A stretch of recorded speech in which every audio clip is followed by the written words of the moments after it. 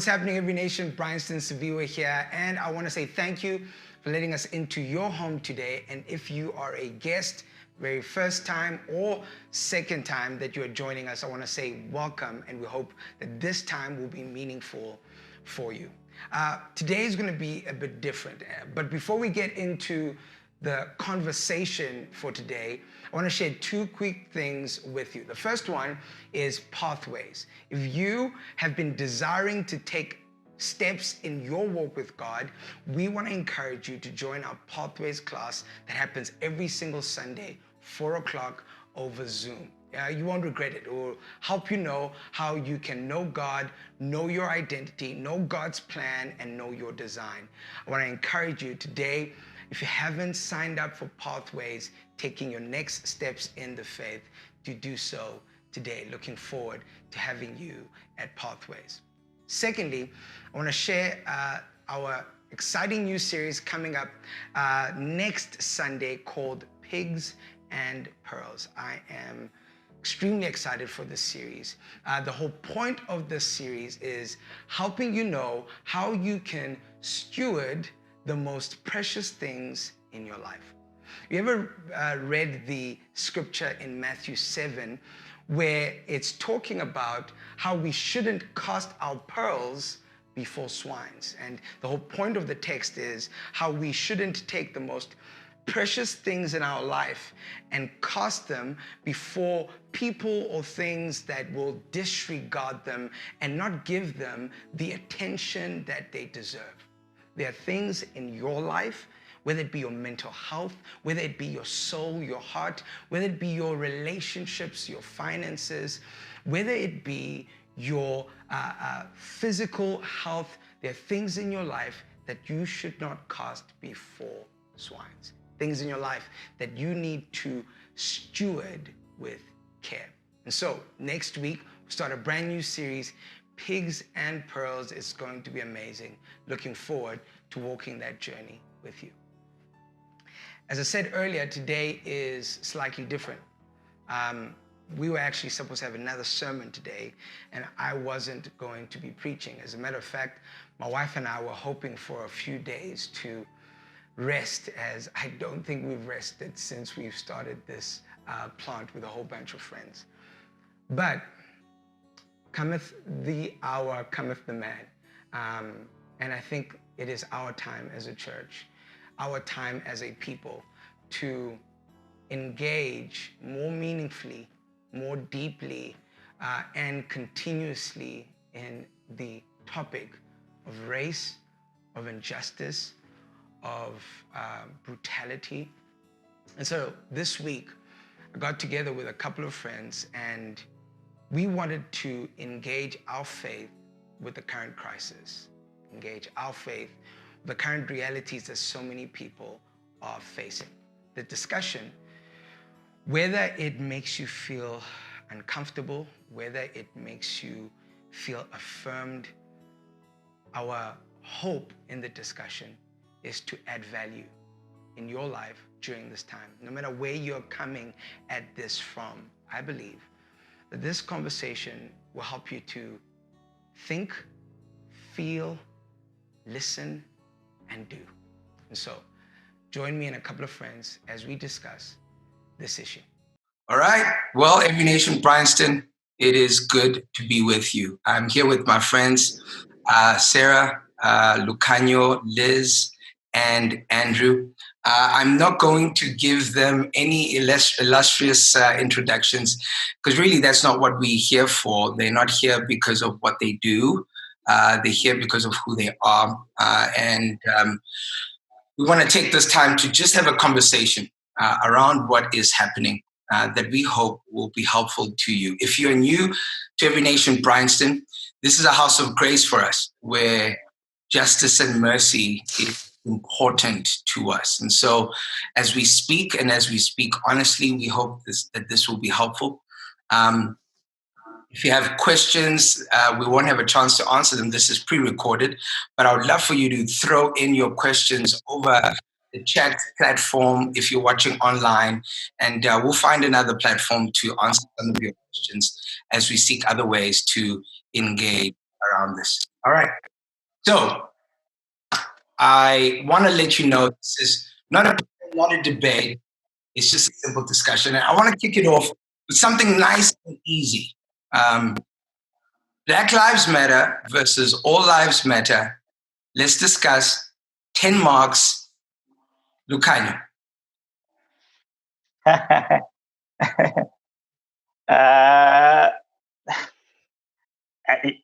battle with this question because I think it's a question, it's a non-starter, right? Sure, all lives matter. I mean, that's never been in dispute, right? That we're all made in His image means that it's a non-starter. Right? However, when you think about racial global capitalism, when you think about racism, when you think about slavery, when you think about the whole host of oppressions in the country and across the world, the ones who, like Howard Thurman says, have their backs most against the wall, most of the time are Black people, right? And you see this in the US, you see this in South Africa, and of course, in different countries, different people have their backs most against the wall, right? And so if in China they're saying Muslim lives matter because of the concentration camps and the way Chinese people, Muslims are kept there, it's something where, as a Black person, I wouldn't be so quickly shouting, but also Black lives matter. No, right? So I think the question of Black lives matter versus all lives matter really shouldn't be coming up, right? If we are truly concerned about the people that God has made and the people that God values, which is everyone, when there is one of us, when there are many of us who are oppressed, who are having violence inflicted upon them. One final one in South Africa, when women say women lives matter, right? We shouldn't then quickly say as men, oh no, but my life also matters as a man, right? No. That there's a particular infliction of violence that is taking place in South Africa on women, right? And so the point I am getting at here is the All Lives Matter Brigade really should not be, let me be generous, should not feel aggrieved when they do not see their name mentioned in mattering. Because if they're the only ones mattering in a society and their neighbor isn't mattering, they should be the first one to also shout Black Lives Matter. Yeah. Good. Yeah. So why is this an issue? Why are we even having a discussion around this, Liz, when it seems clear? Why does there need to be a but all lives matter? Why does that seem to be the response to that statement? So I think I agree with exactly what Lukhanya has shared, because I think that that's the center of the frustration that people of color, Black people in particular, feel when we're trying to bring attention to systemic racism, systemic systems of oppression against a group of people. And it generally tends to be people who benefit from the system, right? Who will begin to try to bring the discussion to all lives matter. And I think what I urge people to really focus on is that the default is all lives matter, right? And that's the goal that we're trying to get to. But we can clearly see from what we've watched in the news, from what we read from history and even today, that the system does not value all lives.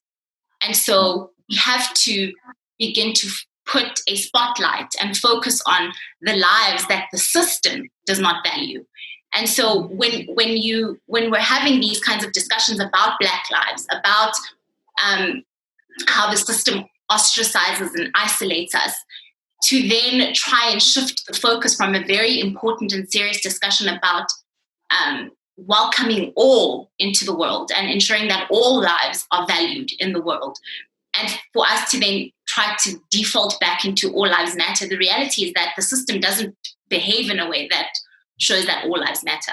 So it's in fact not true. It's not a true statement to say all lives matter. It's factually incorrect because that's not what the system says. And principally, we can all agree that all lives matter, but that's not how the world operates. And so when you distract from the focus of the conversation, it speaks to your privilege, right? It speaks to your inability to be an ally in the true sense of the word. And I think that's where the frustration is, and that's where the problem is it's consistently having to remind people that the system doesn't behave in a way that says all lives matter, and that's what we need to be focusing on. That's so true. One of the most interesting things this week in getting ready to have this discussion, and obviously we all pivoted this week to do this, was out of everybody who called me, out of everybody who spoke to me, 2 people said, "Oh, if you're having this conversation, are you not scared about what the white people in your church are going to feel?" No one asked me what the black people are going to feel if you have this. No one, as a pastor or whatever, people assumed that the people who would be most aggrieved by us having this conversation would be white people. It confused me. It upset me. It irritated me, to be honest, because it further on communicated that even in the church, there is a desire to protect whiteness. Yeah. And I know that sounds hard, but it's true. Yeah. Why is that?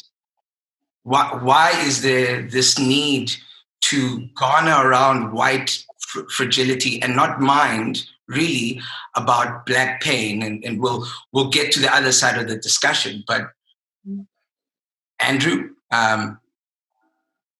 from my screen, you seem white. How you doing, my friend? Like, help me grapple with this. Yeah, thanks, Siv. And it's great to be part of this conversation. I was telling a friend earlier that 6-7 years ago, I would probably have said to you, I was just older than 40, that I'd spent my life being open-minded, doing the work, engaging with my own racist background. And from that base, the amount that I still learned in the last 6 years through relationship, through engaging, is for me kind of both something to celebrate and quite depressing, because to really confront my own privilege, to understand and own my own privilege, to do the work, to understand the biases that have been put in me is hard work.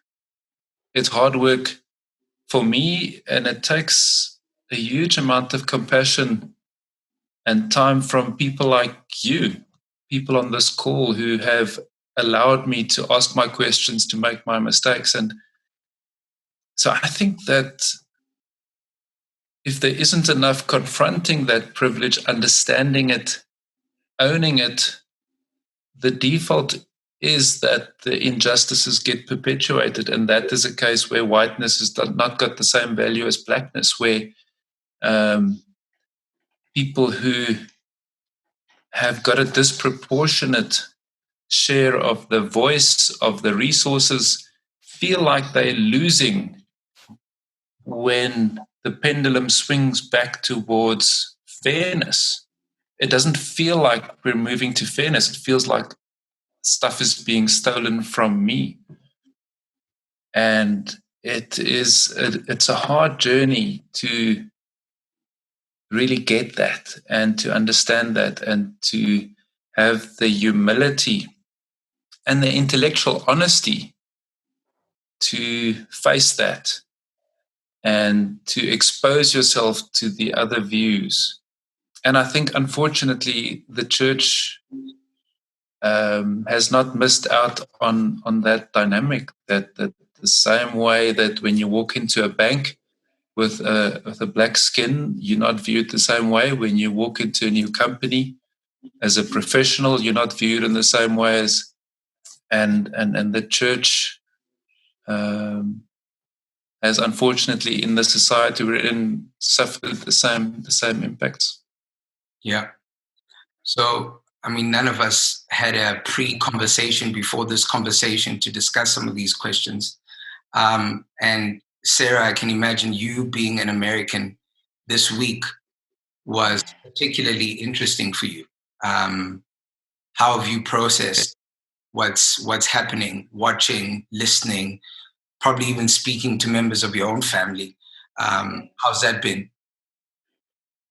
It's been intense. I mean, I feel like I've cried a lot. I've been angry.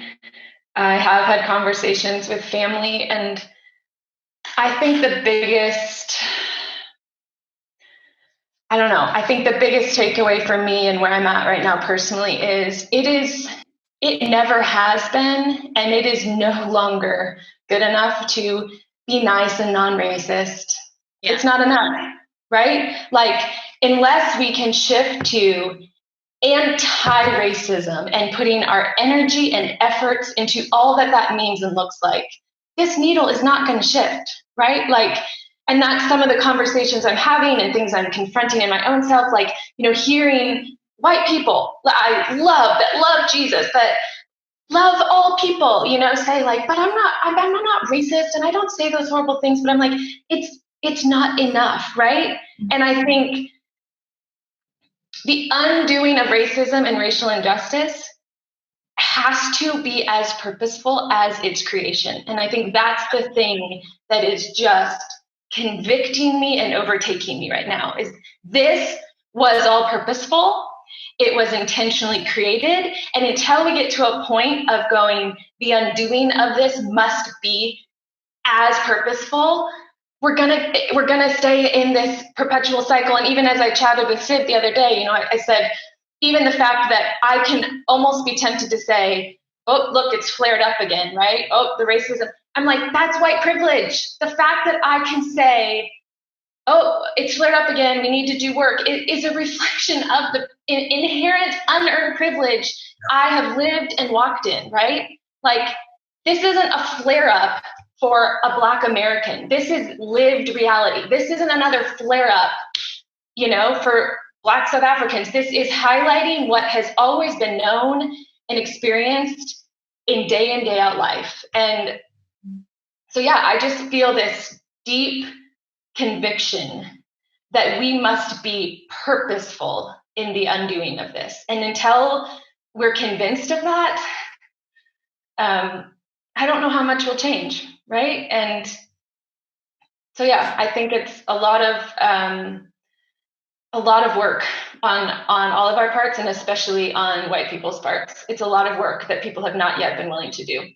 Yeah. Can I pick up on that? So yeah, definitely. I think, so two things. One, I think that there's been this kind of culture of, just to pick up on the point that Sarah made, of niceness, right, in white spaces, and being a Black person who's navigated white spaces pretty much all my life. There's this kind of belief that if you're nice to a Black person, and if you don't use racist slurs, and if you're not actively othering Black bodies in spaces, in your church and at work, it means you're not racist, right? And I completely agree with Sarah that that is not enough, and that is also not completely true, right? Because there's a weird kind of pressure that is felt by Black people, where we not only do we have to house our pain and our grieving, but we also have to nurse white fragility in the spaces that we occupy, right? My neighbors are white. I have white friends in the church.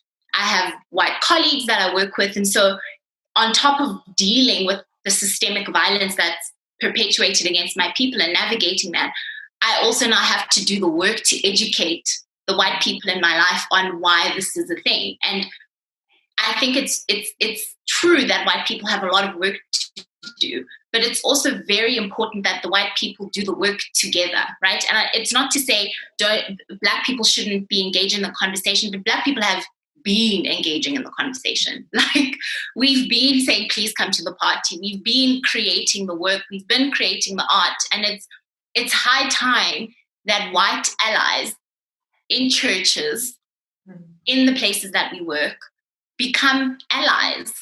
And to become an ally means that you sit in the discomfort of what it means to have unearned privilege. It means you sit in the discomfort of, if somebody says something problematic at a braai where there are no Black bodies in that space, it's your responsibility to account for that and to challenge that and to educate. It cannot be that the only time that conversations around race and racism happen are when you're scared that your Black friend is going to be offended, right? That is not enough. That is not sufficient. It requires you having conversations, uncomfortable conversations with your family, with your friends, with your children, with your church friends, etc., etc., etc., so that the labor doesn't completely fall on the people who are also mourning and dealing with this every single day. Yeah, that's good. I think one of the dangers of continued privilege is that you can always opt out when you're uncomfortable. You can always mute, and not realizing that the other person can't. The other day, I went to Soweto with my kids. My wife has family there.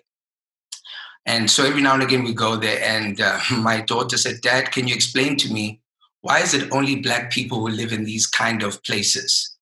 Okay, so now I have to have that conversation with her. Then we drive home to the suburbs of North Riding, which means I've made it. And then she asked me, why is it only Black people who are gardeners at our place? Then I have to have that conversation with her. Then she comes into my house and she has to read books she got from school. Then she asks me, why are all these people long-haired with blue eyes? Then I have to have that conversation with her. I can't choose to unmute from the reality of the moment. But privilege, the most dangerous thing of it, is that when you are uncomfortable, you can opt out. And I think for many Black people, the desire is that you choose to live in discomfort. That actually, in fact, Caroline Leaf says this, that you can't change anything unless you bring it to your conscious mind, unless you're so aware of it regularly. There's no other way that you can actually repent and change the way you think if you're not fully conscious and aware of it. And the only way you can is you have to deliberately choose yourself that I'm going to live in continued discomfort. So having said that, Lukanya, I want to look at you at this one, is why do you think Black people are tired?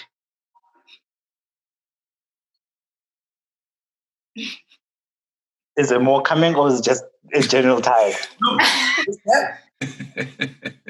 Because for me, that's what I've continuously heard this week. I'm tired. Yeah. I'm tired.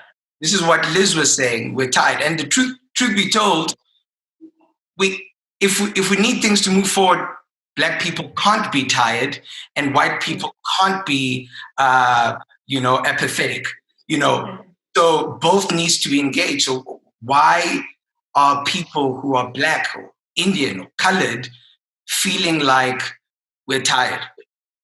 Yeah, I suppose I actually quite like when you ended there with or colored or Indian, right? And I think in the South African context, it is important to, and I'll get back to the question, right?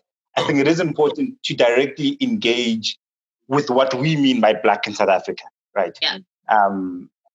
Otherwise, it is quite easy for people who may still identify as colored and were called that colored to think that they are excluded from a conversation about Black, right? And I think both in normal conversation and in the way the Constitution talks about it. When we talk Black in South Africa, we talk about colored people, talk about Indian people as well. We talk about the core, we talk about the sand, right? And I think it's important that the umbrella is broad enough for everyone, right?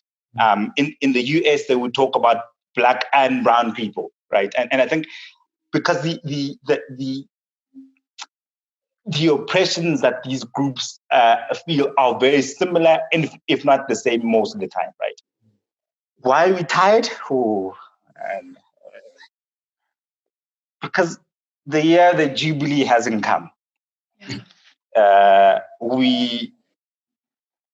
If you think about just the lockdown we've been in, right? And I'll come back to the more direct question you're asking, right? If you think about the lockdown alone, the people that have been occupying the tills at Pick and Pay at Woolworths, the people who've had to drive around commuters, the people who've had to lose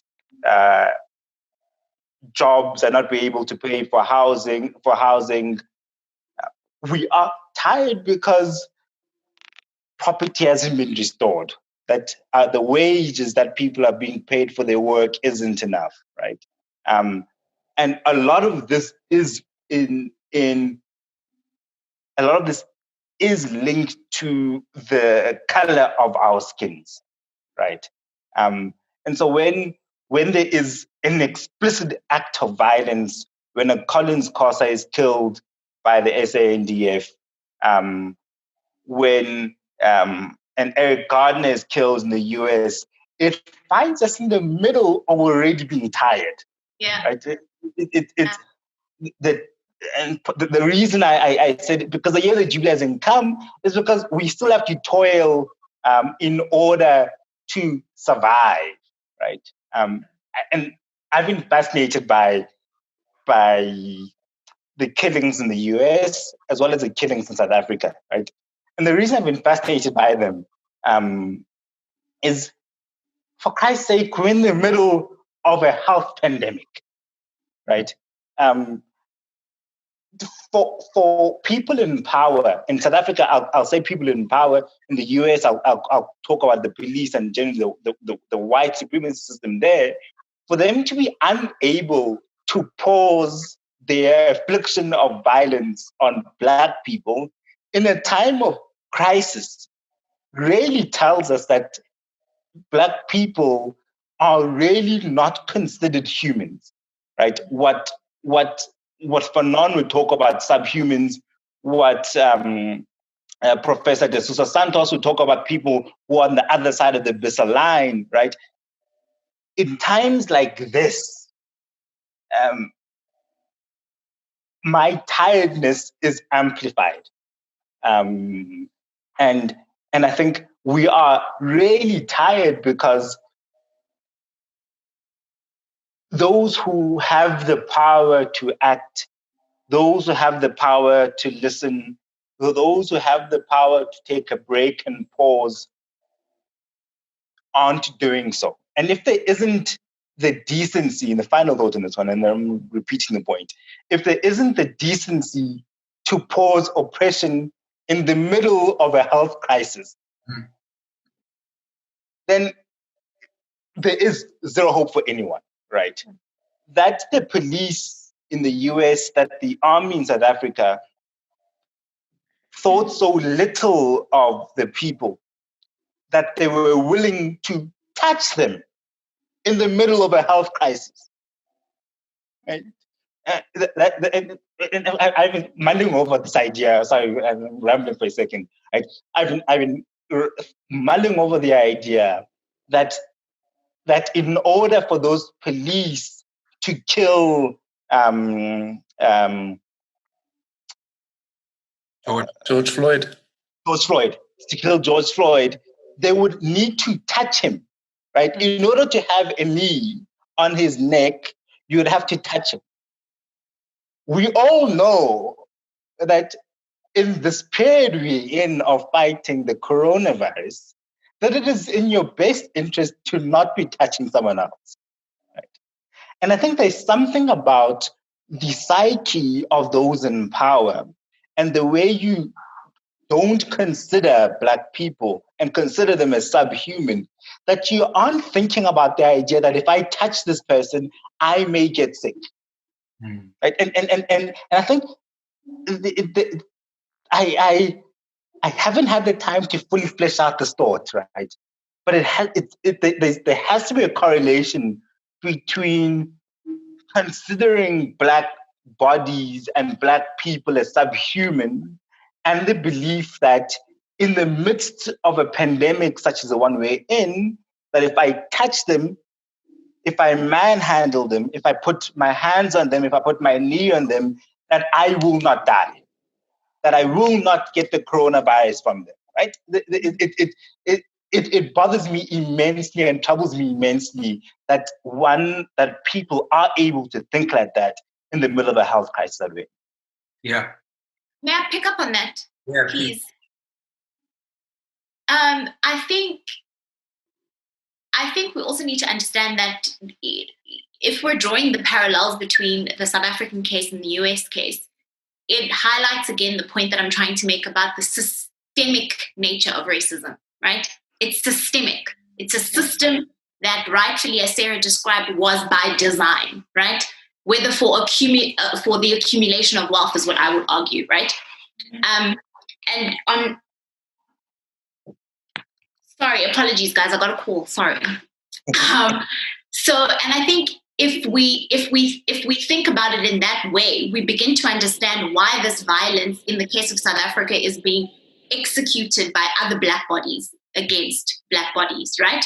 You begin to see and understand it. You begin to see why it is possible that a woman who is breaking lockdown regulation in Cape Town, South Africa, white woman, can be carried into a police van, but a Black man who is drinking alcohol in his yard can be murdered by the defense force.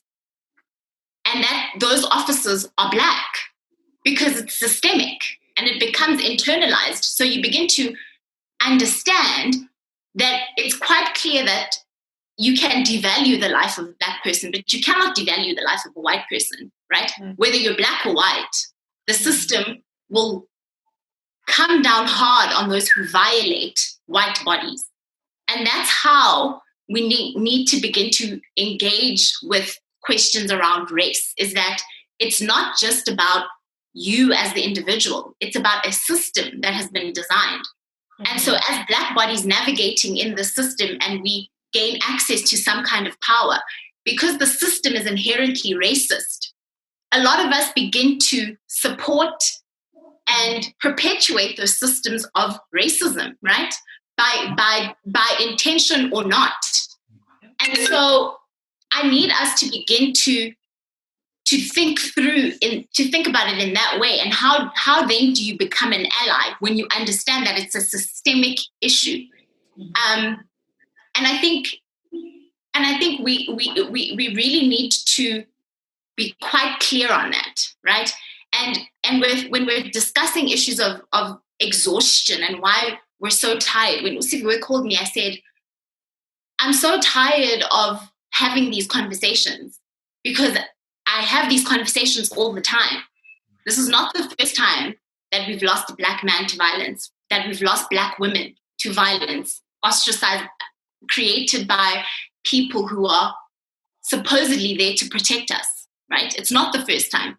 And the unfortunate and heartbreaking thing for a lot of us is that it's not going to be the last time, right? And so when you invite me to engage, when you invite me to talk about this again, it's asking me to put on the center stage my trauma so that I can educate, right? Because that's what it is. For me, it's not just an intellectual exercise. It's my lived experience. It's my life, right? And I have to think about that. I have to think about the Black men in my life. I have to think about my life navigating the space. And just because the police in South Africa are Black doesn't mean that doesn't affect me. It does. Mm-hmm. And so I think Black people are tired, and rightfully so. And so I don't even think it's a fair question to ask us why we're exhausted, because we're born into this. We're born into the system that undervalues us every day. We deal with microaggressions every day. So when it's in your face, consistently reminding you, it's just like, what else can we do? I think that's where a lot of us are. And they tell us peaceful protest is the way. We've done the peaceful protest. They tell us violence is not the way. Then what is the way? Like, that's what a lot of us are feeling. We're like, what else could we possibly do except completely just disappear from the face of the earth, which is what it feels like sometimes. That's what it feels like. We're exhausted because our lives are exhausting. It's exhausting. Sarah, I think you had your hand up earlier on. I don't know if I did, but go ahead. Unless if Andrew wants to add in here before I share a thought on the systemic part. Sorry, me or Andrew? Are you asking Andrew? Go for it, Sarah. I have so many thoughts swirling. I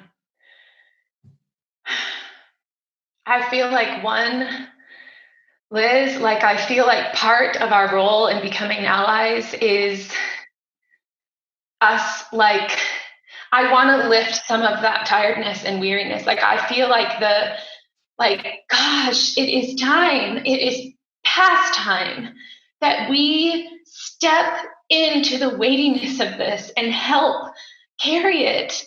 And I don't know if that sounds trite. I don't know, but I just feel that, like, Black people have been forced to carry this for too long, and we haven't, right? And even back to the All Lives Matter, I'm like, truthfully, that comment comes from this, it's fear.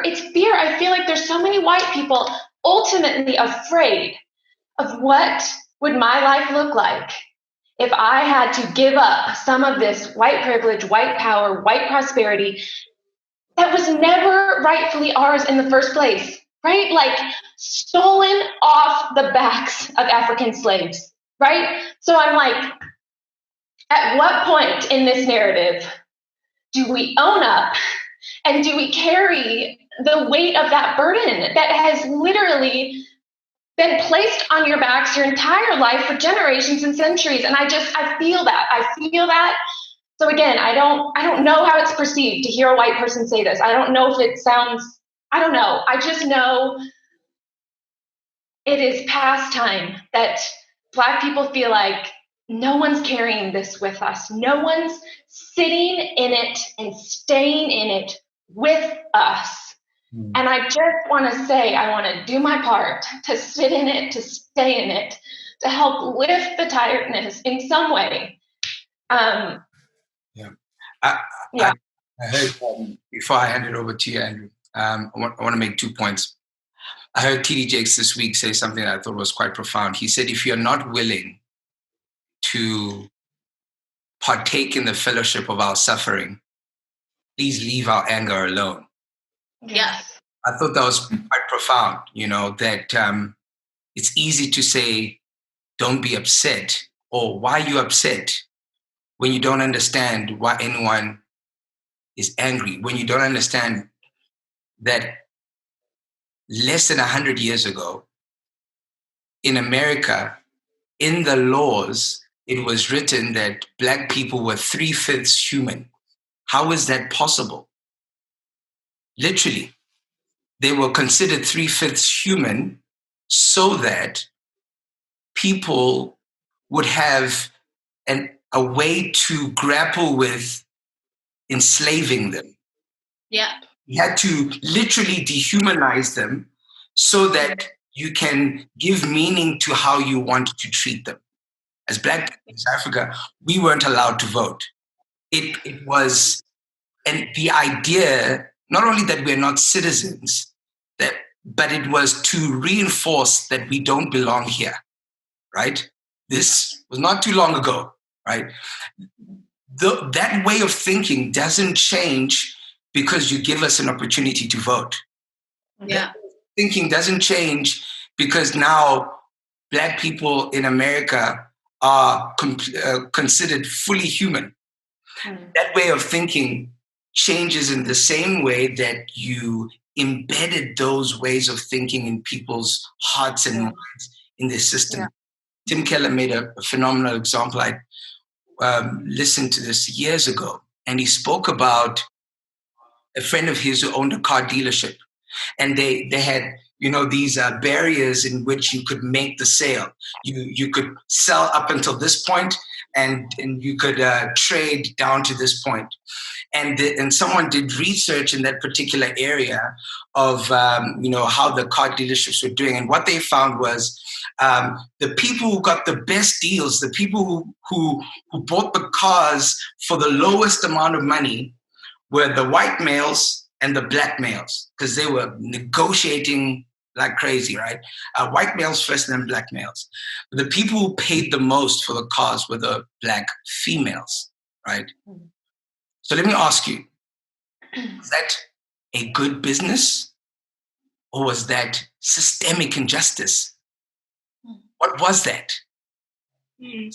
And all the way from the owner to the people in the actual car dealership, whether they knew the desired purpose or not, whether they created it with the desired purpose or not, they participated in systemic injustice towards Black American women who were paying so much for the cars that literally they were subsidizing everybody else who was buying it for cheaper.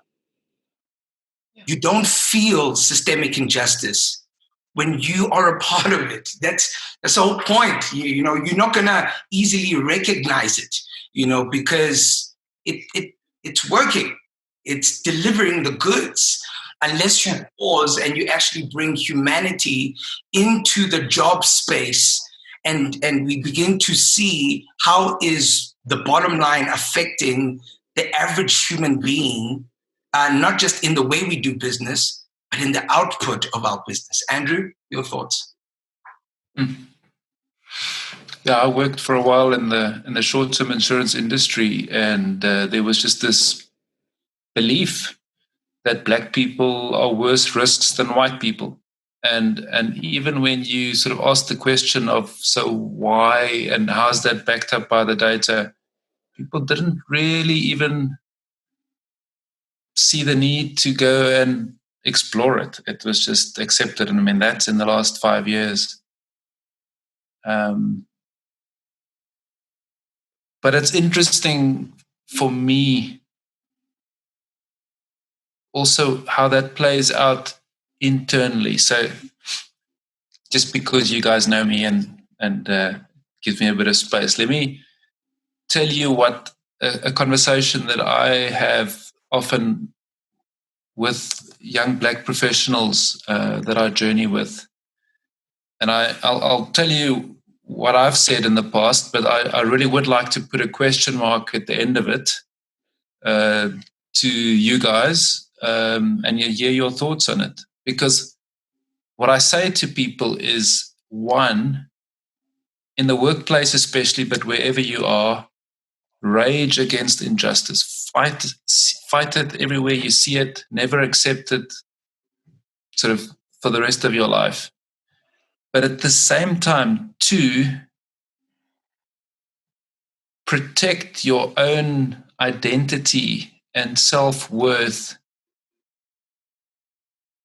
so that winning that fight isn't a prerequisite to who you are and that you have self-worth.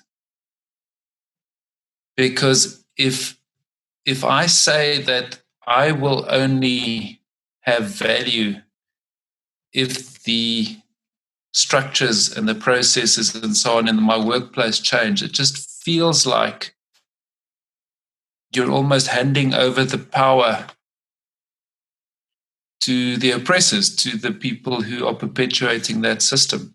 So I think there is that tension when you talk to your daughter, you are telling her, this is what's happening in the society, but you don't have to be that person.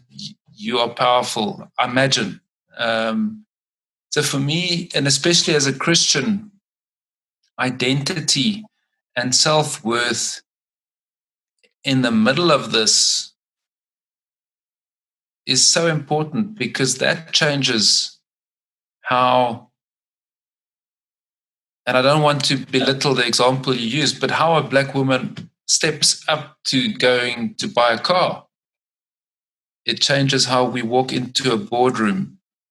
And I know for myself that when I'm new in an organization, I don't know anybody, I don't bring my best self to the boardroom because I'm feeling insecure. So I don't know. I'd love to just hear your thoughts on the extent to which one grapples with what the other is doing to you versus what you tell yourself when you're lying alone in bed at night. Lucanio, you got your hand up. Sure. I mean, where Andrew is going here goes back to the earlier question, said on why we're tired, right? Part of the reason we are indeed tired is the external forces that are exerting pressure on Black people and Black bodies make it difficult to do the kind of work that Andrew is calling for, right? That we are equally interested in making sure that I rise above the situation. I work on myself. I work on all these things, right? Unfortunately, being Black means that you don't have the luxury to either or, right? As when you think, okay, I'm in line for this, then something happens, right? Because unfortunately, the system, when I walk into a Woolworths and I'm followed by the security guard, doesn't recognize that I'm working on myself, right? The system says you are not valued, you are not human, right? And I think there is a tension that one must hold there. The question you are also asking, Steph, about the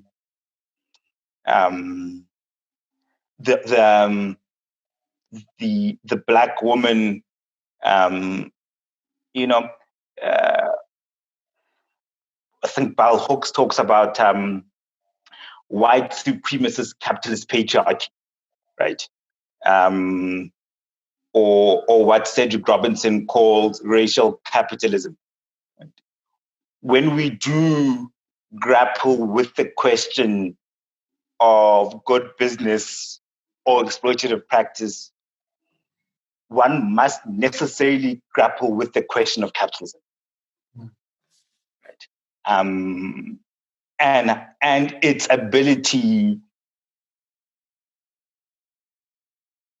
to cause harm on those who have their backs most against the wall. Hence, Bell Hooks talks about, like I said, white supremacist capitalist patriarchy, because it has a way of inflicting the most pain on Black women, especially in that moment, right? And so when we talk about racism, and the reason earlier on I was linking the question of our tiredness to the Jubilee, is that until debts are forgiven, until land is returned, until all the things that are spoken about in Leviticus 25, it is difficult for the system as it is to act fairly and in a just manner on the people.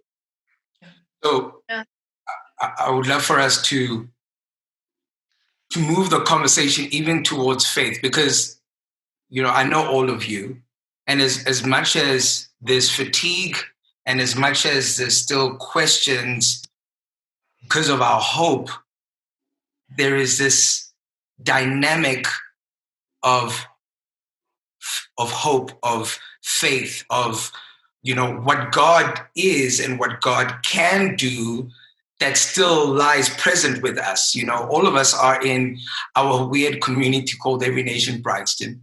And, you know, if you are new to Every Nation Bryanston, we actually meet in a circular venue, which I think was actually the best way to start. It kind of shows in many ways that the people that we have chosen to be. But I know for all of us, the importance of our faith. Now, I was thinking about this yesterday and I want to bring it out here. I think one of the most dangerous things in the past that people might not realize actually caused harm was, for years, the church perpetuated an idea of a white Jesus. Yeah. Don't understand the psychological impact that has when, on a social and on an economical level, I'm dealing with a degree of oppression. And then in a spiritual level, I then have to consider the skin of the one who oppressed me to be the same skin of the one who's going to save me.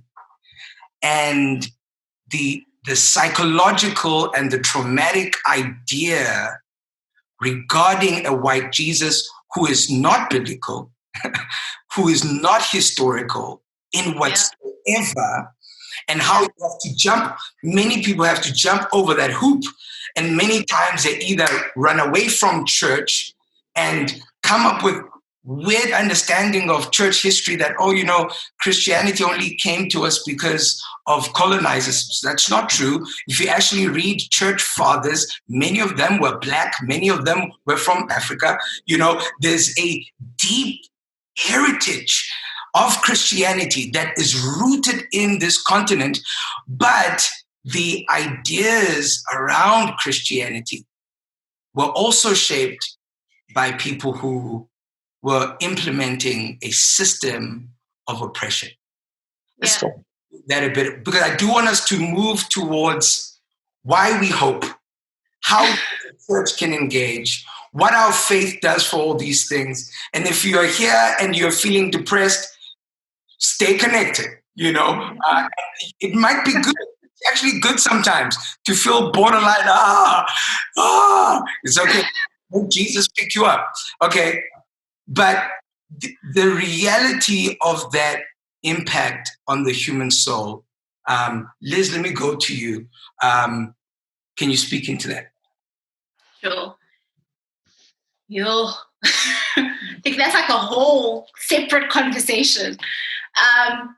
But I think there's a very real reckoning that the church and we as Christians need to have in acknowledging the ways that the Christianity, the religion, has been used as a tool to oppress, and how the Bible in and of itself has oftentimes historically been used to justify historical and even just injustices that exist today, right? And I think that's a point of discomfort that we as people who are Christian need to begin to wrestle with, because that is something that I have had to wrestle with as a Black woman, right? When you read the history of these systems and you understand that a lot of these people identified as Christian, right? And then I walk into the world as a person who identifies as a pro-Black, pro-inclusivity, pro-transformation, pro-allyship, juxtaposed against my experience with Jesus, right? My personal experience with Jesus. And I think the point that you made, Siv, about how traumatizing it was to grow up with the idea of a white Jesus is so real, right?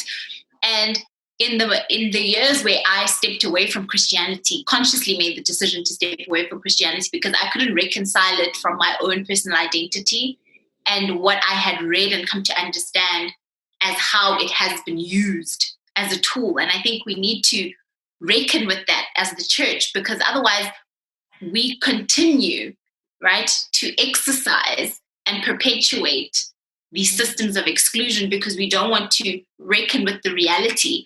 And so when people ask us these very real and very honest questions about race and Christianity, about capitalism and exploitation and Christianity, we can't answer those questions, right? We choose to run away or we choose to accuse people of not being of faith, which is not true.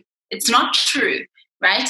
And I think it's such an important conversation that we as a church need to have, and we need to begin to own up and acknowledge that like it has saved many of us, reading and learning about Jesus and the way Jesus lived. You begin to see, and I think, Sarah, you actually touched on this in one of your sermons, where Jesus was an activist, right? Mm. If you read about it in the context of the time, and I think that's also something that's really, really important for us when we are engaging with the word, is to contextualize it for ourselves and not just take it at face value, because I don't think you really begin to grapple with the gravity of what the word is trying to teach you and the ways that it can move you if you don't contextualize it. And so I think that it's a very challenging thing, and it's something that I'm personally still wrestling with. But I think that it is a conversation that needs to be had, because I think that Christianity has simultaneously saved me and isolated me at the same time. And I'm living with that discomfort every day. So the reality of what the Bible is now kind of played devil's advocate and then now trying to respond to that.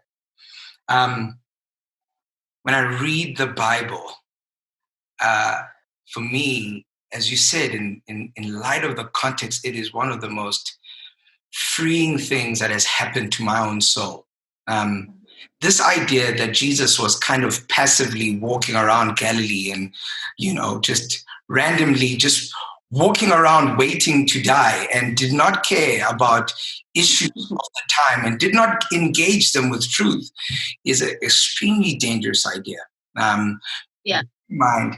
In that culture, the Jewish people themselves were lived in a culture and were taught to look at Samaritans, who are half Assyrians and half Jewish, as dogs, as lesser beings. And it's in this context that Jesus comes not just to the average Jewish person, but he goes to the highest religious authorities and he says to them, hey, have you heard about the story of the Samaritan guy? How he showed compassion to a Jewish person who was hurt on the floor? How he showed compassion rather to the person who was hurt on the floor. How the religious people of their time did not have compassion, right? And so many things throughout the scriptures, as you see Jesus confronting injustice, as you see Jesus going, even at the end of the Gospels, turning over tables because the temple was not allowing those who needed to come close to God, but it was separating them from God. Now, I could also continue in that in the Old Testament and in the New Testament, the Bible doesn't have this isolated thing that you are just an individual. That in Joshua 7, we have this idea that Achan, because of his sin, affected everyone in his community. That actually in Romans 5, we have an understanding that we, as human beings right now, we carry sin with us, not because of what we ourselves did, but because of what Adam and Eve did. So the argument that, oh no, I didn't do anything, I can't be held responsible. Well, the Bible says that's not true. Even the Bible says, no, because of one man's sin, you now have been brought into a sinful nature yourself. But then it says, because of another man's sin, another man's obedience, you now will come into salvation. This idea of hyper-individualism is not the only idea. In fact, we are more connected than we realize, and we can't absolve ourselves from the past Just like we can't absolve ourselves from what Jesus himself has done for us and how we are choosing to respond to that. Even all the way in the book of Revelations, when God is speaking to John, he doesn't say, hey, please tell that person in that church that they're doing. He says, tell the churches in this area, you guys are messing up. And it was a church a communication to a community about how they need to change. Why? Because part of the reasons why the people in the church are acting the way they're acting is that they're living in an environment that is allowing it to happen. They're living in an environment that is creating this systemic understanding. So I think it's so critical that our view of God, our view of Jesus has to change if our view of ourselves and our view of others is actually going to change. Sarah, I want to pass that thought to you. What thoughts do you have around that?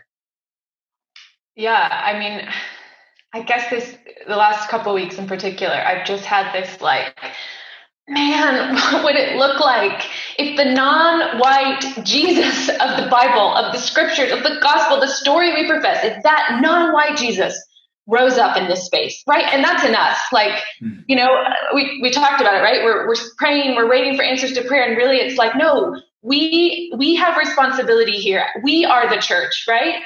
So the complicity, the complacency of the church, ultimately it's on us, right? So what would it look like for that non-white Jesus, right? To shake up the narrative and to see this Jesus who raised a ruckus wherever he went, right? Like who went out of his way to welcome in those who'd been cast out, to care for the oppressed and the sick. What does it look like for that Jesus to rise up in us in this space, right? Like that Jesus to resurrect in this space, in this time, right? And I don't know, just again, I'm like, I just feel like as people, as the church at large, we have too often and for too long chosen comfort over the kingdom. And I'm just like, I'm ready to see the kingdom that we profess to be a part of, right? That Jesus brought, the kingdom that he ushered in. What would it look like for that Jesus, right? To show up in this space. And honestly, I feel like, I mean, I can't imagine how traumatizing it would be. You know, I grew up as a Christian my whole life, but I'm like, so it wasn't traumatizing for me to grow up with a white Jesus. Obviously, that's my narrative. That's my world. But I'm now like, no, it wasn't traumatizing to me, but it failed me as well. Like, I have to, like, I feel like I'm missing out and I'm now having to like relearn who this Jesus really was. Like there's culture and context and weightiness to who this man was, who he is, that we've all missed out on. So, you know, for white people, I don't think we'd say that was traumatizing, but I think there's just this like, I feel gypped. I feel like I've missed the weightiness of who this man really truly was. And now it's like on me, right? It's on us to relearn and rediscover the true weightiness of this king, of this man. And I feel like that's our hope. That's our hope in this space is like, let that Jesus rise up in me. Let that Jesus rise up in this time, in this space, with this issue in a way that he never has before, that he's never been given space to. And so how do we prioritize the kingdom over our comfort, right? Over our fear of what's going to be said about us, who might leave our church, whatever. Like, how do we go hard after that kingdom to see that Jesus alive and living and active in this space? Absolutely. Siv, I'm not sure that we even know what that would be like. I'm so struck by the way that we can so easily operate in a bubble where we just keep on believing what we've always believed, and we don't have that honesty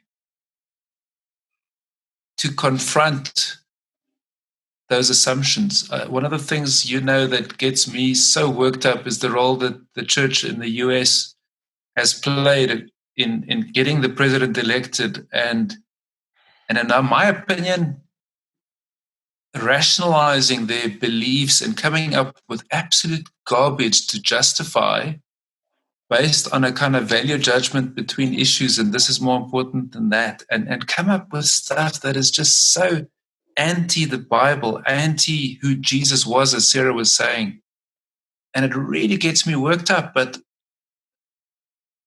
I'm not sure that I'm being honest enough about my assumptions that maybe I've just always had and that I'm not challenging. And I think it's a combination of intellectual honesty.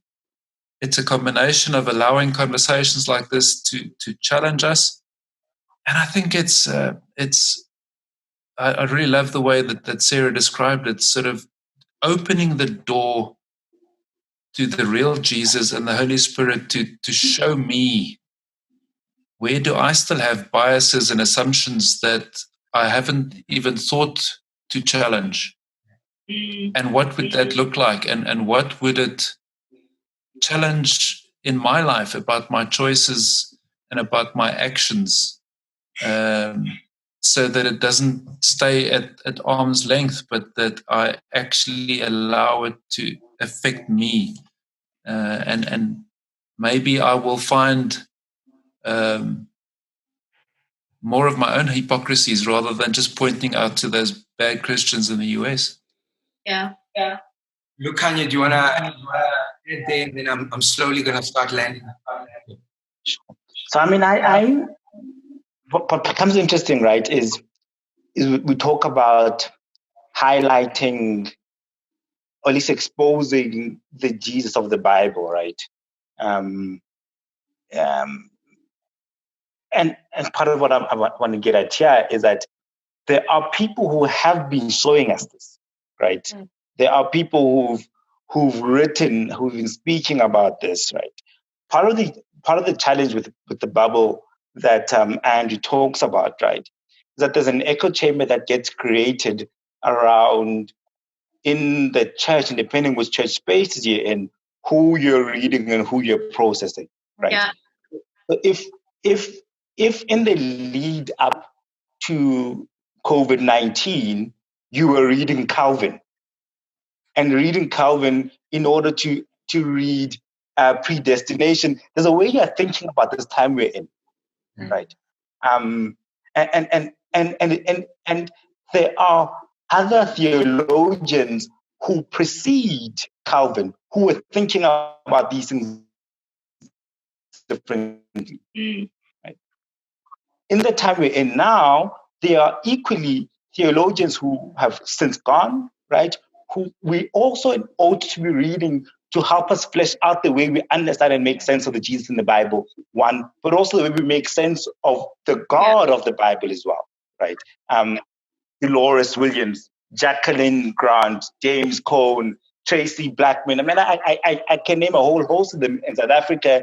You're reading Professor Takatso Mufokeng, Professor Itumeleng Musala, Professor Vuyani Velem, that there are people who have been highlighting the kind of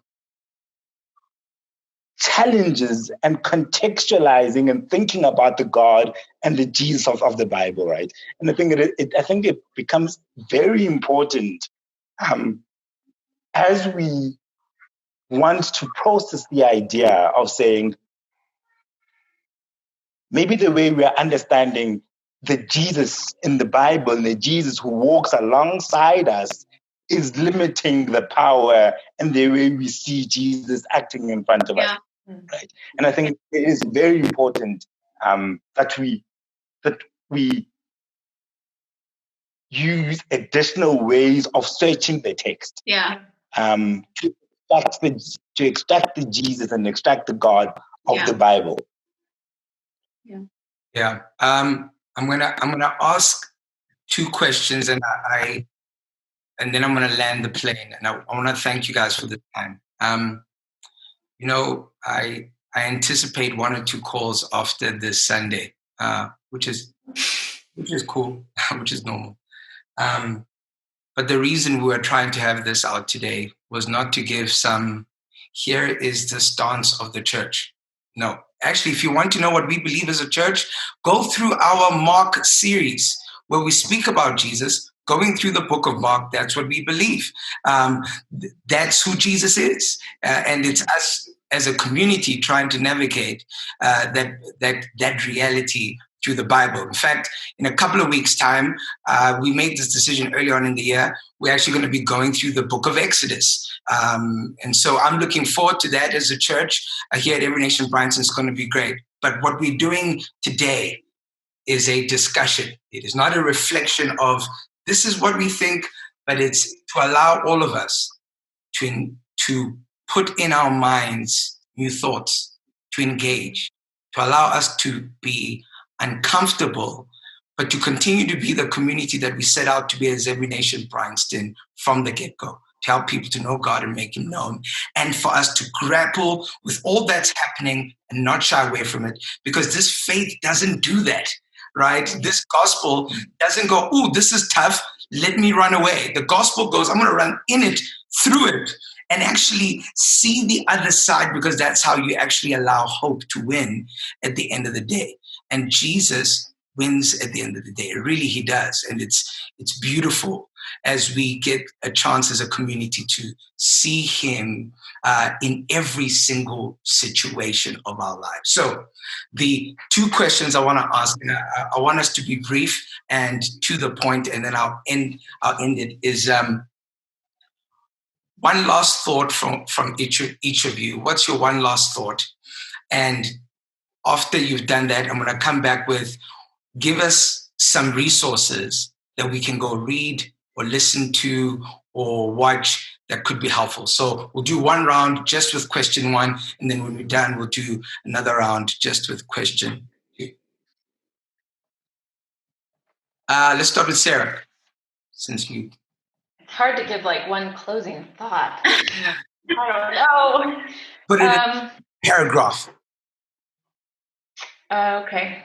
My faith that Jesus I love will not allow me to not stay engaged, to do everything I can to learn, to educate myself, to fill in the gaps for the things that weren't presented to me in whole when I was growing up in the school system in America.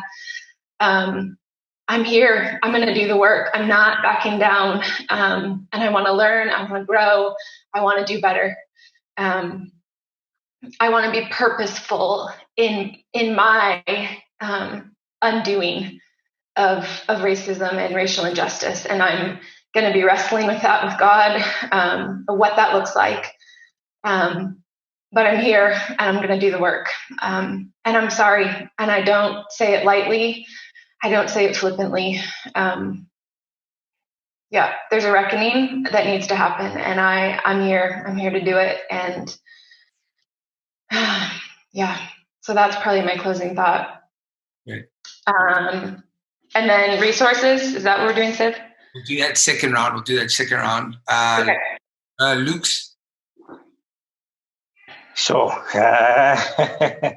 you made the mistake of saying brief. You know I'm unable to be brief.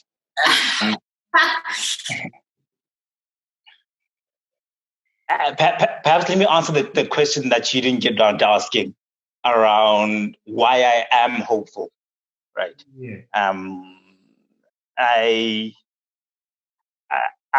hopeful because I truly take the God of the Bible very seriously on the question of justice. Yeah. And this isn't a justice that is yet to come when I have died and I'm in heaven, Yes. right? When I read Matthew and Matthew says, "Our Father in heaven, hallowed be your name. Your kingdom come, your will be done on earth as it is in heaven. Yeah. Give us today our daily bread. Forgive us our debts as we have also forgiven our debtors," right? I think the things that give me hope there is that the kingdom can and must come on earth. Yes. That bread will be given to people, that debts will and must be forgiven, right? That's what gives me the hope, right?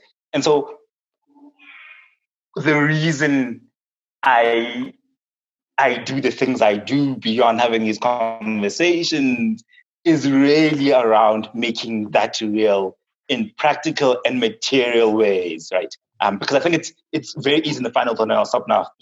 It's very easy in the Christian setting to talk about racism only via the lens of sin, right? And Siv and I were having a chat the other day, and about the question of our fight is not against flesh and blood, right? And that question gave me pause when it came, right? And the final thought is linked to the material, right? My response the other day was the scripture, also by Jesus, right? That gives me freedom in responding to that one. Is the response that man shall not live on bread alone, right? And that the question that we need to grapple with, whilst also grappling with the spiritual question as Christians, is the realm of the physical and the realm of the material. So those are the things that give me hope, and those are the things that cause me to shout up and to shout loudly from tables, to make sure that the kingdom comes, to make sure that we are given our daily bread, to make sure that debts are forgiven. Absolutely. Liz?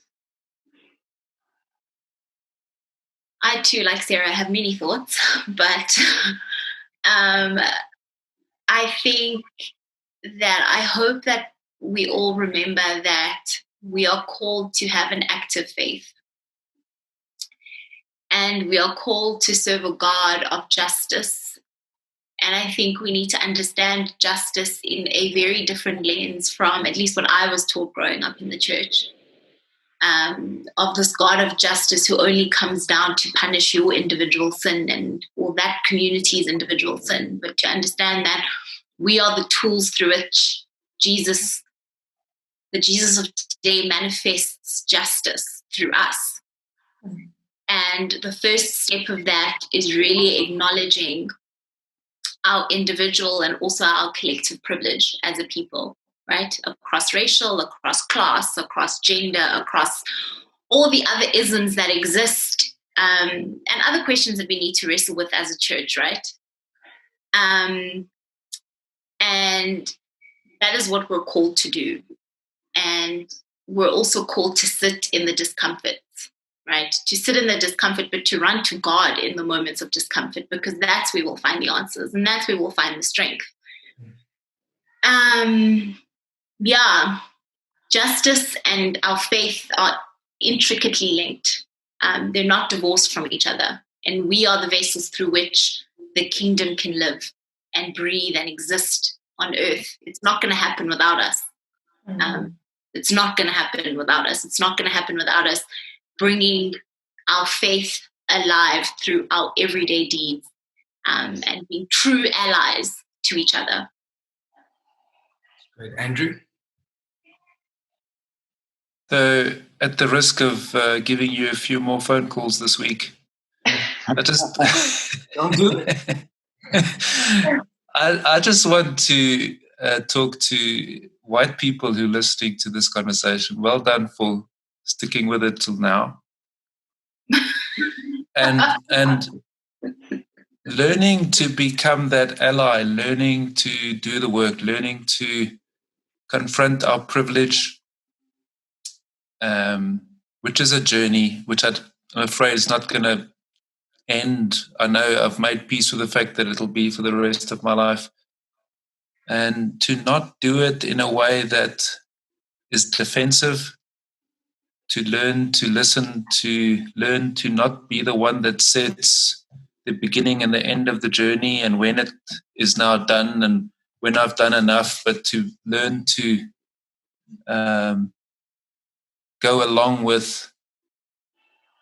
It is, I believe, the journey that God wants us to go on. I believe that in Every Nation Bryanston, we have a space for that. And even if it's uncomfortable, and even if it feels like you're being beaten up,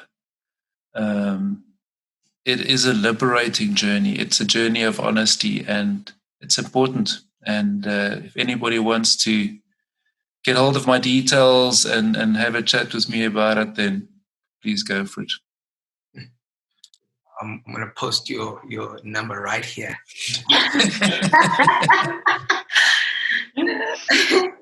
A last thought on this one. I'm getting emotional now, and for me, it's because I miss us, all of us. When we started this thing out, we wanted to plant a multicultural church. It is crazy for me that we're doing it. It's crazy.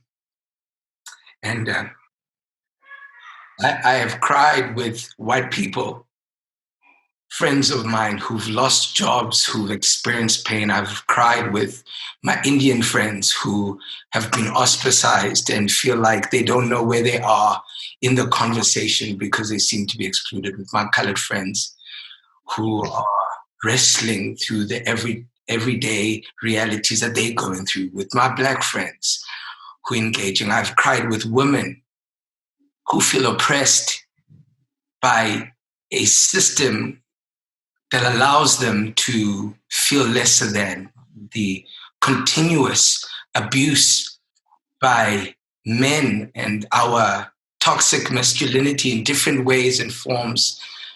I have cried with my friends who are from Nigeria who've experienced xenophobia from people who look like me and have had to apologize and realize that the same things we are talking about what there have been systems and languages that have been used to allow me to be dehumanized. There's been a language and a narrative that has allowed you as a foreigner in this nation to be considered other, that you would be killed by someone who looks like me. That is terrible. I believe in the Bible. This is why the gospel is important. This is why we must preach it. This is why we must demonstrate it, because what the gospel deals with is not just the sin, but it is the motive for our sin. It is the desire in us to do a particular deed. It is this gospel that we have to preach. It is this gospel that we have to constantly be drawing towards and going, what does this mean for how I do life? I pray for a day where my white friends would go to their schools and would insist that inequality becomes part of the curriculum. That in every school, that kids in standard 1, in grade 1, can be able to recognize when racial and gender inequality and xenophobia is happening, that it becomes the norm, that in our culture, no one can get away with ideas that are not founded in this gospel. Anyway, this is why we planted this church. It's that this gospel might be preached. It's that this Jesus might be glorified and lifted up. I wouldn't have it no other way but to have a multicultural church and do it with a few crazy people like you. And so I appreciate you for being on this call. The last thing I want to ask is resources. What can people read? What can people listen to? What can people watch during this time of isolation, somewhat, level 3? Let me start with you, Andrew, this time. So one book that I found really helpful, if you can see it, Martin Luther King. It's called an autobiography, even though it was written many years after he was killed, because it's his own words. It's his letters, it's his talks, it's his sermons. And I just was so challenged by the way that he was seeking the Jesus of the Bible we spoke about earlier with more honesty than I've seen from anybody else. Another book that I will recommend is a book called Mother to Mother by Sindiwe Magona. It's the story of Amy Beale, the American student who was killed in Cape Town. And it is just a very honest and emotional telling of a story with many facets, without picking sides, and very, very moving book. Those are my two. Liz? Okay, so I'm gonna do more social media related because I think it's an easy way to engage with this material regularly. I think the Black Women's Blueprint is a great way to learn about the intersectionality between gender and race. The Anti-Racism Center, this is also quite American focused, but I think they create very interesting material that you can engage with. And then what you can listen to is a podcast called About Race. And I'm going to do another one. It's Intersectionality Matters by Kimberly Crenshaw, who created this study around intersectionality, and it's a talk. Anything by Kimberly Crenshaw, I think, if you look on YouTube and listen to some of her lectures, will give you a good sense. Yeah, I would say that. Brilliant. Luke? Sure. I suppose I had answered part of this earlier on when I gave a long list of people to potentially read, right? Yeah. Extras. So I think given that many might be approaching this because of the American moment and the killings there, if you are willing to read through a dense book, it would be the now late Dr. James Cone's The Cross and the Lynching Tree. I think as a Christian trying to make sense of the violence via that way might be a good way of doing it. In South Africa, I think a good book to be grappling with, especially around race, if you are willing, again, to do a bit of thinking, is if you go through I Write What I Like by Biko, right? It's certainly a much shorter book, but I think it would most certainly, if you are Black, most certainly assist you in processing a lot of the thoughts you're having. If you're white, it will give you a good view of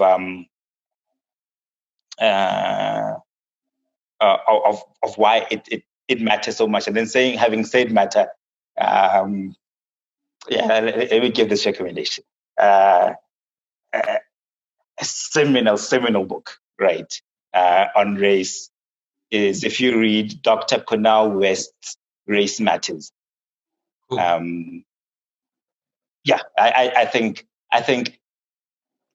read him before you go YouTube him. Read him before you YouTube him. Those are my three recommendations. Awesome. Sarah? I've got a few, and I'll caveat that most of them, well, I think all of them, are primarily American-based and focused. So I'm looking forward to actually digging into more of the South African history and context as well. My current reading list, I'm finishing up right now. It's called I'm Still Here, Black Dignity in a World Made for Whiteness by Austin Channing Brown. And similar to what Liziwe said, follow any of these people on Instagram too. Like, it keeps the conversation easily at the forefront of your mind, right? I want to read, up next is White Fragility, Why It's So Hard for White People to Talk About Racism by Robin DiAngelo. Lisa Sharon Harper, she's amazing. She's written The Very Good Gospel, How Everything Wrong Can Be Made Right. And then Latasha Morrison, Be the Bridge, Pursuing God's Heart for Racial Reconciliation. So those are some book suggestions. I am going through right now. It is a book. It's called The Color of Compromise, The Truth About the American Church's Complicity in Racism. It's by Jamar Tisby, but he's also put out like a video series study through Amazon, and I'm working my way through that right now. In terms of watching, I'm like, man, we live in such an age where there's so much that we could watch. There's so much, honestly. But I mean, most recently, Joel and I just finished, we watched the movie Just Mercy a couple weeks ago. It highlights the overrepresentation of Black men on death row in America. A mini series on Amazon, When They See Us, which follows the true, both of these are true stories, follows the 5 teenage boys who were falsely accused, prosecuted, and sentenced for a sexual assault they did not commit. There's podcasts, Jamar Tisby that does The Color of Compromise. He has a good one called Footnotes, where he kind of curates the current events. Again, this is American, but he kind of curates the events of the week, focusing on Black communities, justice, politics, and he's a Black Christian. So it's just kind of a weekly podcast, kind of just looking at what's going on, at least in American context, from a different narrative than white media. I'm doing lots of audiobooks right now. So a lot of the books I just said to you guys, a lot of them I'm doing. I just think it's a good medium when we're busy and we're doing other things. It's a way that we can, keep the information coming at us without having to have, time to sit on a couch and read, which I don't have a lot of right now. With small children, audiobooks are the way to go. Sorry.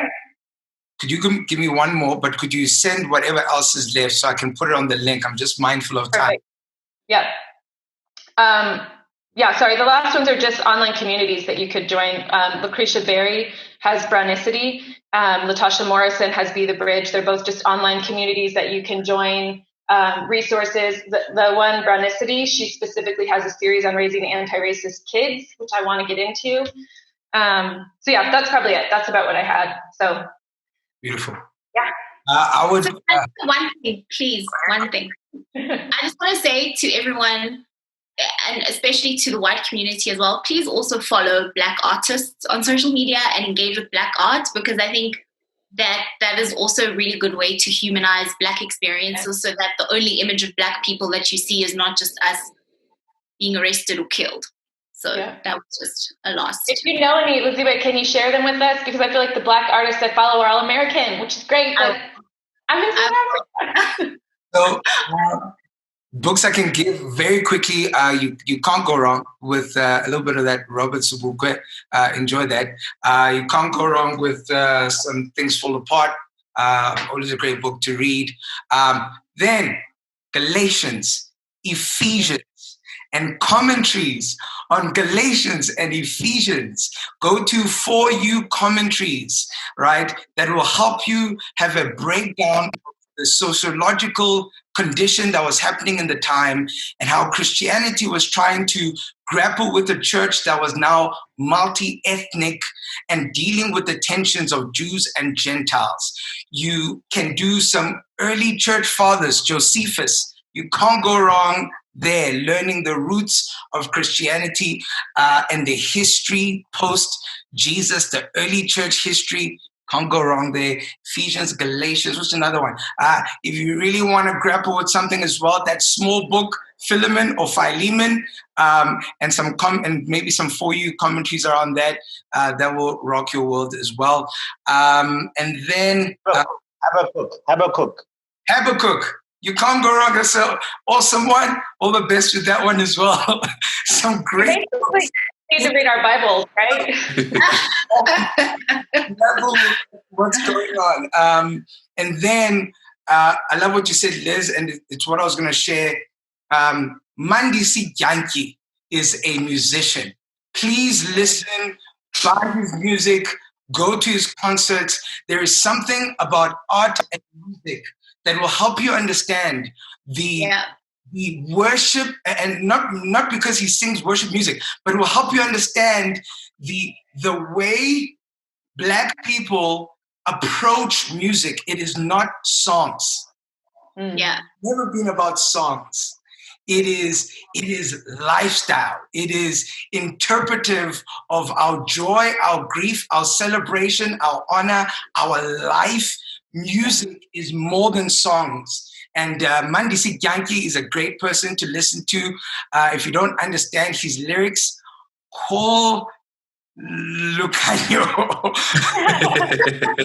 But it's just a great way to allow things in culture just to impact you, the sounds, the feel. It will be great. Go to a live concert, dance. It will be amazing. I want to end with this thought as we close. Justice and mercy. Justice and mercy. We have to approach with both of those in mind. Mercy, because for me, when I was naked, he clothed me. So when I engage humbly because I also was an enemy to God and he found me. Mercy. To extend mercy is critical. You can't have this conversation of justice without going through the mercy seat to get to the law that is within the Ark of the Covenant. Then justice. One of the reasons why we struggle for reconciliation is that there has to be the journey through the tunnel of justice. It doesn't just happen because we said we forgive. It doesn't just happen because somebody said they're sorry. And whether you're black or white, male or female, foreigner or a South African, forgiveness, justice, reconciliation, they dance together. We all need to grapple with that. So justice and mercy are so essential. I love you. I miss you. I'm so grateful for you. We were made, built for such a time as this. Hope this was encouraging to you, and may God really bless you. I've got a message, a very short 5-minute message looking at the Bible, Exodus chapter 3, that I'm going to share with you as this video ends. Please listen to it as to why I'm still in hope during this time. Love you. See you next week. Hey, thank you so much for tuning in today. And I really hope that this conversation added some value to your life. Before we get into the blessing, I want to read from the Bible and share a few thoughts as to why I continue in this moment to be hopeful. If you have your Bibles, turn with me to Exodus chapter 3. I want to read from verse 7 to verse 12. The Lord said, I have indeed seen the misery of my people in Egypt. I have heard them crying out because of their slave drivers, and I am concerned about their suffering. So I have come down to rescue them from the hand of the Egyptians and to bring them up out of that land into a good and spacious land, a land flowing with milk and honey, the home of the Canaanites, Hittites, Amorites, Perizzites, Hivites, and Jebusites. And now the cry of the Israelites has reached me, and I have seen the way the Egyptians have oppressed them.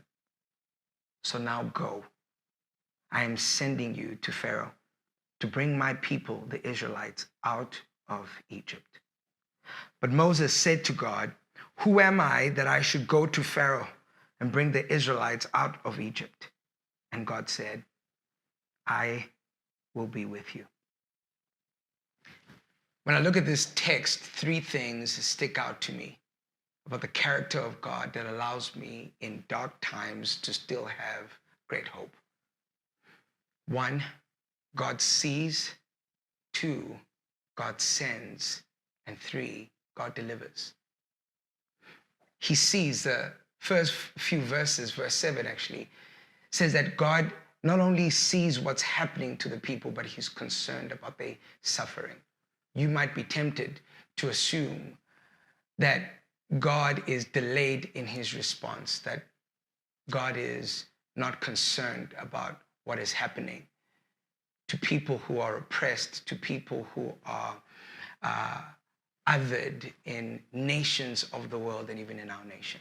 But the Bible tells us the God we serve is a God who sees, is a God who is concerned about the suffering in the earth. Secondly, is that we find in verse 8 that when he decides that he wants to come to the earth and rescue, the way that he chooses to rescue is by sending Moses. Is by sending someone who's hidden at the backside of the wilderness, herding sheep and cattle. He finds him and he sends him. And Moses is willing, even so reluctantly, to follow God into the courthouse of Pharaoh so that the Israelites might be delivered. God doesn't just see, God doesn't just hear, but he sends. And the people he sends are you and I. Regardless of your race, regardless of your background, God is sending his people back into the world to bring the deliverance for the sake of the kingdom advancing, for the sake of wholeness and the shalom of God coming into our lives. God wants to send you, regardless of where you are.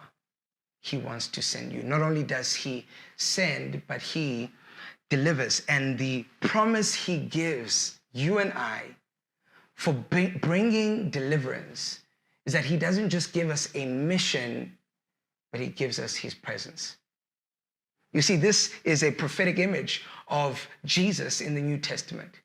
In the same vein, God sees the separation of man to him. He sees the depravity of the human soul, the need of the soul to be restored to its creator, to be restored to its maker.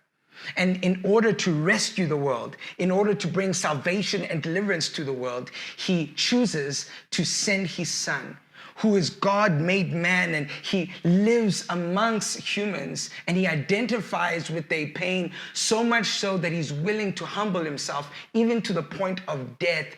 But not only that, the fact that God sends Jesus to us is a reminder of how much he loves us. But the third point, he also delivers us. He delivers us because if the only reason why Jesus came was just to empathize with us and die for us, that in and of itself would not be enough. He had to rise from the grave. He had to be resurrected so that we might have an eternal hope in Christ Jesus that supersedes even the most darkest times of our life. It is this hope that has been resurrected from the grave that we hold deeply to. It is this hope that has been made alive in Christ Jesus that allows us to stand up tomorrow and still dream and still hope and still pursue that which God has called you and I to. It is this hope found in the resurrection that allows us to walk into deliverance and allows us to expect deliverance, not just for ourselves, but for those that are around us. And not only does he deliver us now, but he promises to deliver us ultimately on that beautiful day called Judgment Day, where sin will come to an end. The presence of sin, the power of sin, the effects of sin. There's not only deliverance for now that you and I need to continually contend for, fight for, and reach out for, and believe for, but there's also ultimate deliverance that allows us to walk into eternity, holding the promises of God. And so, with that being said, this is why you and I can still hope. Because God sees, God sends, and God delivers. Now may the Lord bless you, and may he keep you. May the Lord cause his face to shine upon you and be gracious to you. May the Lord lift up his countenance upon you and give you peace, now and forever. Much love.